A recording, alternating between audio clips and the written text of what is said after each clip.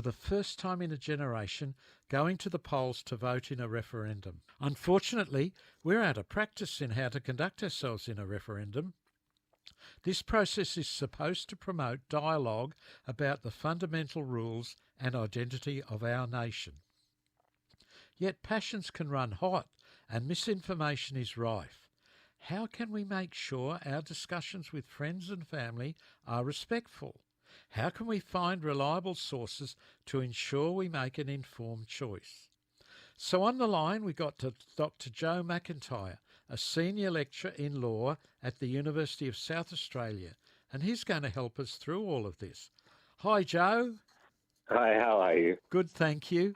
Now, the Indigenous Australians Minister, Linda Burney, said in recent months her office's social media and email accounts have been inundated with racist abuse. This is not the sort of thing we want to see in a respectful debate, is it, mate? Absolutely not. And we're seeing in social media a lot of people on both sides are saying that they're getting a lot of abuse, and that's exactly the opposite of what we need when we're having a discussion about what type of country we want to be. Now, there have been suggestions that we've been importing American-style Trump politics into the debate. Do you think that's valid?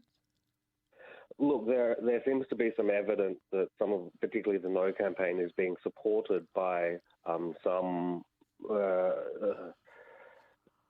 campaigners from America and money and expertise from America. So I think there is some validity in that concern. So it is something that we need to be watching out, particularly some of the active disinformation that's being put out there.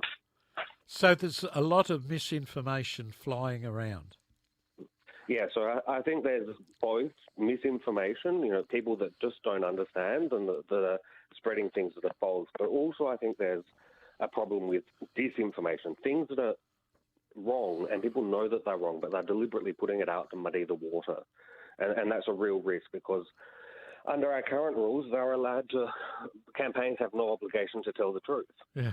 So we can get lies being put out and, we're getting pamphlets landing in our mailbox full of things that can potentially be very wrong.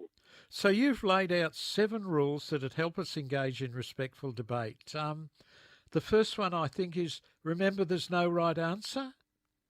Yeah, look, I think that's really important to remember that we're talking about how we want to have our country operate, how we want to go forward. We're all going to have different opinions about that. Even if we're really well informed, we're going to have different opinions, and that's okay. We want to hear from different voices. That's what this whole thing is about, creating space to hear from different voices and to have different opinions. So we need to remember that people will have different opinions. And the second is don't approach a referendum as if it is an election. What do you mean by that?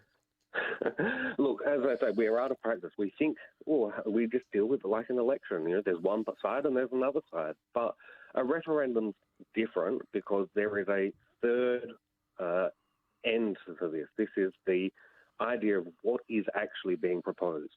And what is being proposed is something that we can be quite objective and impartial about and give people information about what is being proposed. And then we can have debates about whether we want to support that proposal or not. So that fact that it's got that independent thing of what is actually being proposed is entirely different to an election. And thirdly, remember the Constitution belongs to all of us, and all of us, we can change it. Yeah, look, again, a Constitution's designed to change. It's designed to evolve and respond to different circumstances. We used to go to referendum all the time. We had 44 in the first 100 years. We haven't had one for a long time now, but they're designed to change. And if it's not doing what we want to do, we, the people, are able to go and change it. This one I like. The fourth is, we kind of touched on this. The fourth one is don't believe or repeat everything you hear. Yeah, look, I think this one's really important. Yeah. Even people that are trying to do the right things are likely to have been exposed to a lot of misinformation and disinformation. So we need to know that, the pamphlets, they're allowed to lie. We need to know that a lot of the debates that we're having, is all the restatement one page? Or all of these debates are often designed to confuse and obfuscate things. So just keep it calm and be critical whenever we get information.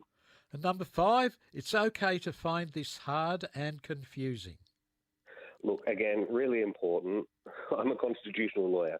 I know that there's heaps of debates. I find this hard. For most of us, without that background of understanding how all these ideas relate to each other, it can just feel overwhelming. So just be okay, be calm. It is hard, but there's a whole lot of infrastructure, conceptual infrastructure in how these ideas relate together. And that's why it is going to be hard. Number 6, don't be afraid of expertise. This builds on that last point. You know, we are experts. So there are people out there that are really trying hard to explain and support the population in understanding these issues.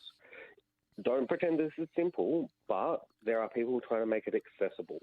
And it's really important to listen to those people whose job it is to help make it more accessible for people. And you say this one's the most important point. If you don't know, learn. Yeah, look, I think we have to be honest. No was on a ripper of a piece of political rhetoric with their line, don't know, vote no. But that misses the point. This is not something that we should be able to just turn away from if we don't understand it. We've all got an obligation to understand what's being proposed and then work out if you want to vote no or yes. And that choice is absolutely up to all of us, and we've got to do it for a whole lot of different reasons, but we should be doing it from a place of understanding. As a constitutional lawyer, what has disappointed you most about the debate so far? Look, I think, as you kicked off, that this was always going to be a sensitive debate, but I think it's really plumbed down to some real depths of personal attacks. We're not talking about the issues at all. We're talking about things that are completely irrelevant to that. And I think that's really highlighted that referendum are really important, and we haven't laid that groundwork properly here to allow a respectful debate. What would you like to say to everybody listening right now? There's still time to learn. Go out. There's some great resources, videos, podcasts, websites. Go and learn and think about it. This is an important question about our country, and this was likely to be the first of many referendum that we need to be engaging with as a country. So now's a great time to go and learn. So even with what you're saying, are you hopeful that the next 4 weeks we can tone down the negative? I think so. I think what we saw last week was pretty rough for a lot of people, and I think there's a chance that we can say, oh, let's not go that way. Let's try something a bit different. Dr. Joe McIntyre, Senior Lecturer in Law at the University of South Australia, thank you for your time tonight, and God bless you, and thank you very much for talking to us. My pleasure. Thanks for having me on. God bless.